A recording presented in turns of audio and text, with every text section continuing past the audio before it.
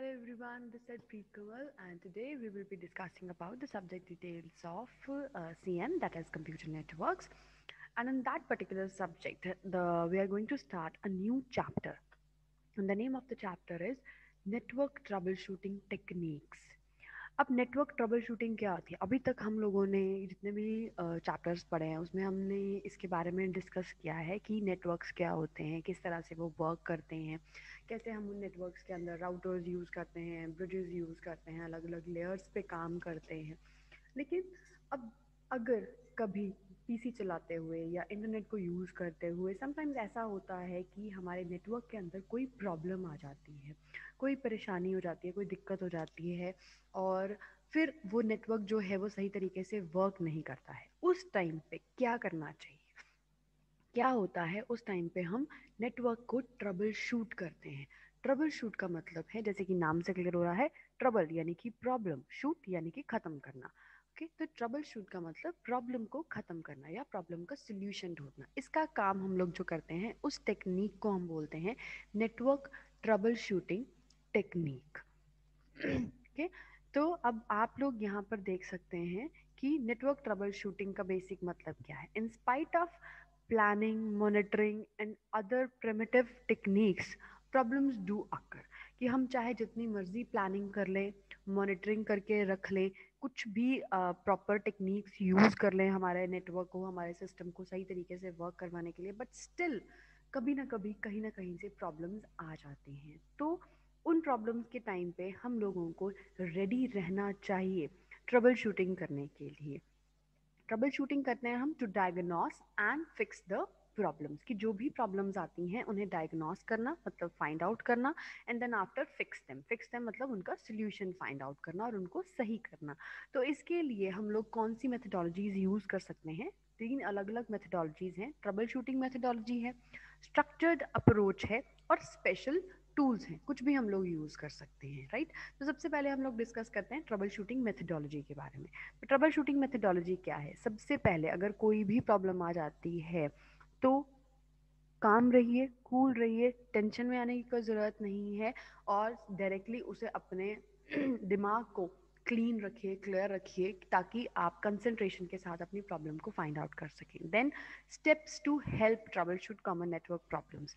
अब जब हम स्टेप्स की बात करते हैं कि कॉमन नेटवर्क प्रॉब्लम्स को सॉल्व करने के लिए स्टेप्स हम कौन से फॉलो करेंगे, तो सबसे पहले एलिमिनेट पोटेंशियल यूज़र एरर्स।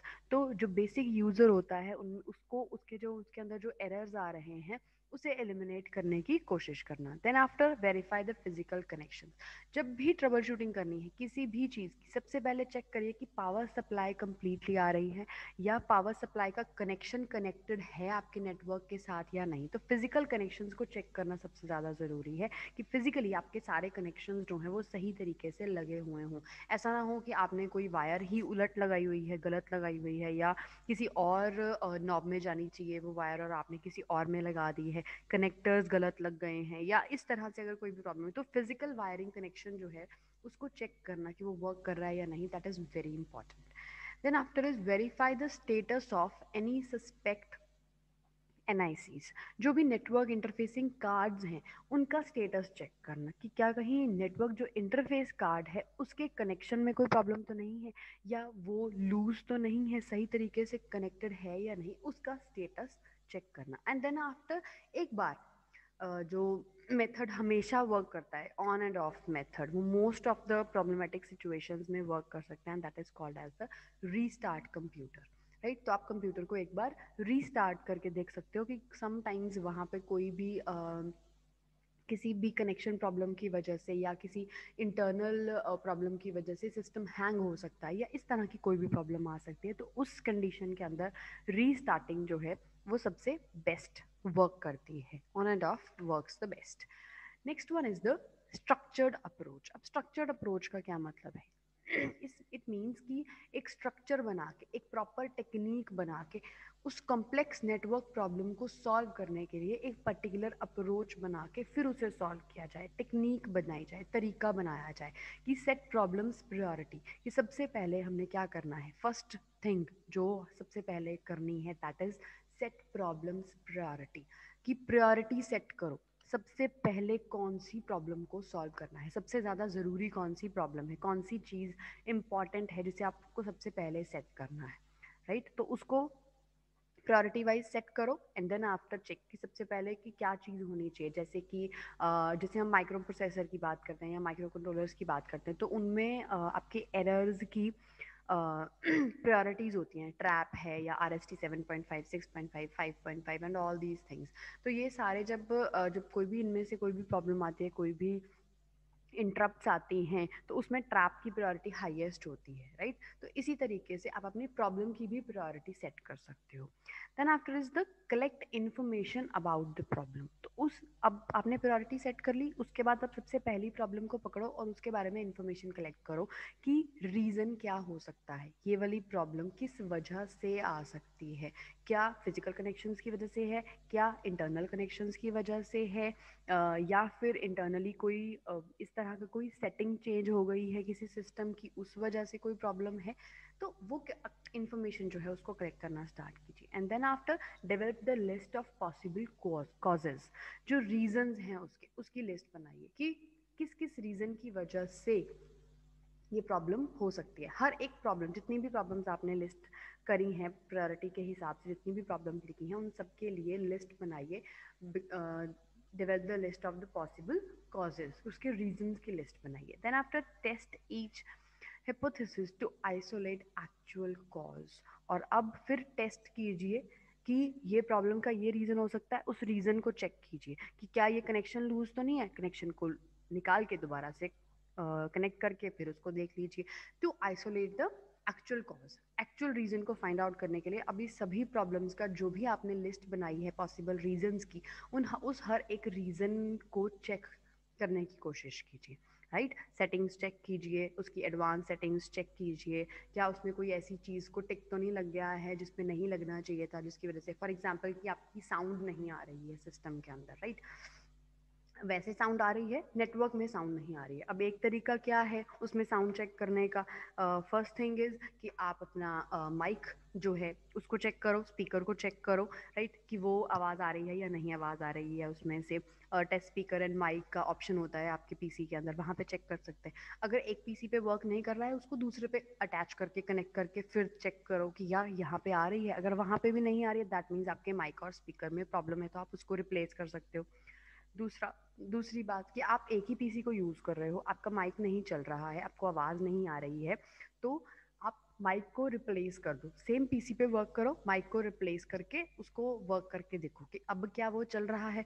अगर अभी भी आवाज़ नहीं आ रही है, दैट मीन्स कि आपका पहला वाला माइक भी सही था, आपका सिस्टम में कोई प्रॉब्लम है। अब सिस्टम में क्या प्रॉब्लम है, एक तरीका ये है कि जो माइक का आपका नॉब है, जो कनेक्शन है आपके सीपीयू के अंदर, जहाँ पे आप माइक का कनेक्टर लगाते हो सकता है उस कनेक्टर में प्रॉब्लम हो। तो आप क्या कर सकते हो कि जो आपने पहले वाला माइक या स्पीकर सिस्टम, हेडफोन सिस्टम आपका था, उसमें उसको आप दूसरे वाले पीसी पे कनेक्ट करके चला के देखो। अगर वहाँ पे चल रहा है, दैट मीन्स आपका जो नेटवर्क है, सॉरी, जो आपका माइक है, जो आपका हेडफोन सिस्टम है, वो सही है। जो पहला वाला पीसी था उसके सीपीयू के माइक वाले स्लॉट में कोई प्रॉब्लम आई है, राइट। तो इस तरह से टेस्ट करो हर एक एक्चुअल रीज़न को एंड देन आफ्टर फिर उसके ऊपर जो एक्चुअल रीज़न है उस पर पहुंचो, right. Then after next approach is for each potential cause attempt at least one solution. और हर एक जो पॉसिबल कॉज जो आपने निकाला है उसके लिए एक सोल्यूशन आप ट्राई कर सकते हो। जैसे कि मैंने आप लोगों को एग्जांपल दी है, तो कोई भी एग्जांपल हो सकती है, इसमें जस्ट मैंने एक एग्जांपल दिया आप लोगों को। देन प्रायोरिटाइज कैसे करना है, determine the scope of the problem. सबसे पहले प्रॉब्लम कितनी बड़ी हो सकती है, उसका स्कोप कितना है, कहाँ तक आपको वो इफेक्ट कर सकती है। Does it affect the single computer. अगर हम नेटवर्क की बात कर रहे हैं तो प्रॉब्लम को इस हिसाब से प्रायोरिटाइज करना है कि आपकी प्रॉब्लम का स्कोप क्या है। क्या वो एक सिंगल पीसी पे कन्फाइंड है या it is for the complete network. क्या जैसे आपने प्रिंटर कनेक्ट किया है अपने नेटवर्क के अंदर and the printer is not working, तो ज़रूरी नहीं है कि अगर आप उसे एक पीसी से कमांड दे रहे हो और वो कमांड को एक्सेप्ट नहीं कर रहा है, try with another one, try with another one. एक दो तीन पीसी से उसको कमांड दे के ट्राई करो। हो सकता है कि आपके उस पर्टिकुलर पीसी में प्रॉब्लम हो, दैट्स वाई वो कनेक्ट कनेक्शन जो या उसका कनेक्शन लूज हो या फिर उसके सॉफ्टवेयर में कोई प्रॉब्लम हो, इस वजह से वो आपका प्रिंटर कमांड नहीं उठा रहा है, तो आप दूसरे पीसी से उसको ट्राई करके देखो। अगर दूसरे पीसी से प्रिंटर काम कर रहा है, दैट मीन्स प्रिंटर में कोई प्रॉब्लम नहीं है, आपके सिस्टम में प्रॉब्लम है, राइट। और अगर दूसरे पीसी से भी आपका प्रिंटर वर्क नहीं कर रहा है, try with the third one. अगर वहां से भी वर्क नहीं कर रहा है, then check the printer connections, printer के कनेक्शंस चेक करो और सारे पीसीज के अंदर उसकी सेटिंग्स चेक करो, राइट। तो इस तरह से आपकी स्कोप ऑफ द प्रॉब्लम क्या है, इस चीज को डिटरमिन करना बहुत जरूरी है कि does it affect a single computer और मोर, और इफ मल्टीपल प्रॉब्लम्स, तो हर एक प्रॉब्लम को एक प्रायोरिटी जो है उसको असाइन कर दीजिए and then tackle them in decreasing order of severity. Severity, severity means उसकी सीरियसनेस के हिसाब से, starting with the most severe problem, सबसे ज़्यादा जो प्रॉब्लमेटिक सिचुएशन वाली, सबसे ज़्यादा सीरियस जो प्रॉब्लम है उसको सबसे पहले हैंडल करो and then after the another ones, okay. The next one is the collect information. अब आपको क्या बोला गया था, स्ट्रक्चर्ड अप्रोच के अंदर सबसे पहले प्रायोरिटाइज करो, फिर उसके बाद इन्फॉर्मेशन कलेक्ट करो। अब इन्फॉर्मेशन कैसे कलेक्ट करनी है, उसकी details, ask the user about the specific questions to obtain details, then scan the network for the obvious problems or failures, then review the previous network problems, उसको review करो to determine if the problem is recurrent, कि बार बार हो रही है problem या पहली बार हुई है, उस चीज़ को चेक करो। then determine the scope of the problem by dividing network into small parts and checking each, तो उसको स्कोप ऑफ द प्रॉब्लम को चेक करो, नेटवर्क को स्मॉल पार्ट्स में डिवाइड करके, फिर उसके बाद उस सारे पार्ट्स को बार बार चेक करो, एक के बाद एक चेक करो। Then create trouble shoot checklist to make task more manageable, तो टास्क को ज़्यादा मैनेजेबल बनाने के लिए चेकलिस्ट बनाओ ट्रबल शूट की, क्या चीज़ हो गई, क्या चीज़ रहती है। देन एस्टैब्लिश पॉसिबल कॉजेज, तो लिस्ट बनाइए रीजंस की, रैंक दम in the order of likelihood and start with the most likely cause, सबसे नज़दीक जो आपको लग रहा है कि जिसकी जो रीज़न हो सकता है उसके हिसाब से चेक करो। Then isolate the problem, make only one change at a time, और उसको टेस्ट करो। Be sure changes not introduce new problem, ऐसा चेंज मत करो कि जिसकी वजह से नई प्रॉब्लम कोई खड़ी हो जाए, राइट।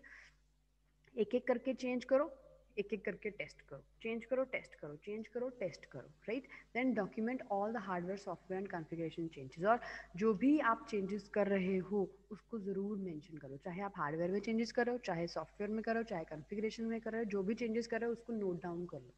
नोट डाउन करने से क्या बेनिफिट होगा कि आप लोगों को पता चल जाएगा कि ये चेंज करने के बाद ये डिफरेंस आया था, पहले ये ऐसे आउटपुट आ रही थी, अब ऐसे आ रही है, अब ये चेंज किया तो ऐसे आउटपुट आ रही है, तो you will find the difference कि किसके बाद आपको बेस्ट रिजल्ट मिल रहा था, right. Then after is the test results, after each change test results to see if the problem is fixed or the new problem is introduced. So when the problem is solved, document steps that implemented solution. तो जैसे आपकी problem solve हो जाती है, आपके पास already return steps हैं उस implemented solution के, तो include information in the network documentation, उस नेटवर्क डॉक्यूमेंटेशन की ट्रबल शूटिंग में उस इन्फॉर्मेशन को इंक्लूड कर दीजिए, कर लीजिए। और अगर आपकी प्रॉब्लम फिक्स नहीं हो रही है, move to the next one.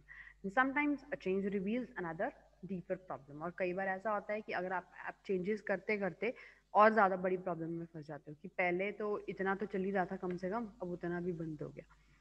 Next thing is कि बहुत सारी प्रॉब्लम्स जो हैं वो lower layers of the OSI models पे हो सकती हैं। Lower layers means physical layer पे हो सकती हैं या डेटा लिंक लेयर पे हो सकती है, जहाँ पे आपके फिजिकल कनेक्शंस जो हैं या वायर्स जो हैं वो ज़्यादा मैटर करती हैं, तो where they are more difficult to trouble shoot, और उस जगह के ऊपर लोअर लेयर्स के ऊपर इसको ट्रबल शूट करना और ज़्यादा डिफिकल्ट हो जाता है।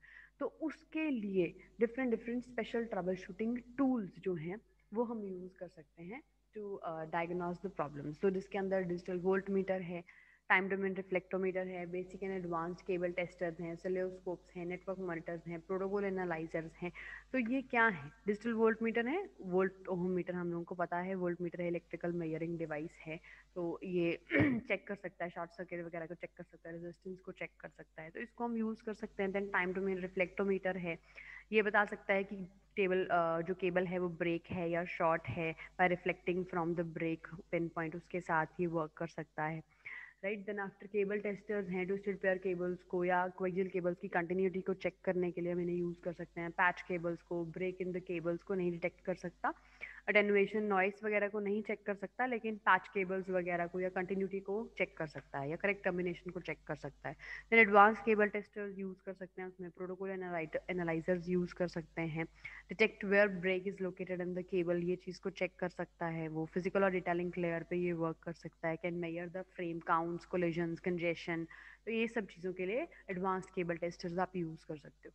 ऑसिलोस्कोप्स हैं, हमें पता है ऑसिलोस्कोप्स कैसे वर्क करते हैं। सिग्नल वोल्टेज ओवर टाइम इसको चेक करना, sharp bends, shorts, crimps, attenuation problems, इन सबको चेक कर सकते हैं। Then after is the network monitors हैं हमारे, तो नेटवर्क ट्रैफिक को चेक करना, packet types, errors, traffic to and from each computer कितना आ रहा है, कितना जा रहा है, उस चीज़ को चेक करना। And then after last one is the protocol analysers. तो बहुत ज़्यादा ये एनालाइजर्स जो है एडवांस ट्रबल शूटिंग टूल्स में आ जाते हैं। Overall health of the network को चेक करना, ओवरऑल ट्रैफिक को चेक करना in real time, captures the traffic, decodes the packets, looks inside the packets, then network की स्टैटिस्टिक्स को चेक करना, बेसलाइन फॉर द नेटवर्क को एस्टैब्लिश करना। For advanced once combine hardware and software, specially good for layer 3 devices के लिए बहुत अच्छा होता है। Then some protocol analysis capability in Windows network monitor, right. So these are the, then last one is the network support resources. तो अब resources कौन से हैं नेटवर्क को सपोर्ट करने वाले? सॉफ्टवेयर प्रोडक्ट्स हैं, ऑनलाइन सर्विसेज है, सब्सक्रिप्शन सर्विसेज है, और प्रिंटेड मटेरियल्स है। तो ये नेटवर्क सपोर्ट रिसोर्सेज का काम भी कर सकते हैं, right. So this was all about the network troubleshooting techniques और basics, the basics of the network troubleshooting, कि network troubleshooting होती क्या है, क्यों यूज़ करते हैं, कैसे उसको स्टार्ट कर सकते हैं। अब इसके बाद नेक्स्ट लेक्चर में हम लोग डिस्कस करेंगे अबाउट द वेरियस टूल्स जो नेटवर्क ट्रबल शूटिंग के लिए हम लोग यूज़ करते हैं। अभी हमने सिर्फ उसके बेसिक्स के बारे में पढ़ा, बेसिक टेक्निक्स के बारे में पढ़ा कि जब भी नेटवर्क में कोई भी प्रॉब्लम आती है तो हमें अप्रोच क्या फॉलो करनी है, किस तरह से हम उसको सॉल्व करने के लिए ट्राई कर सकते हैं, right. In the next lecture we will discuss in detail about the network troubleshooting tools. So I wish the today's lecture is clear to you all. If still there will be any doubts, I will be taking them in the live sessions. Till then, take care and bye bye.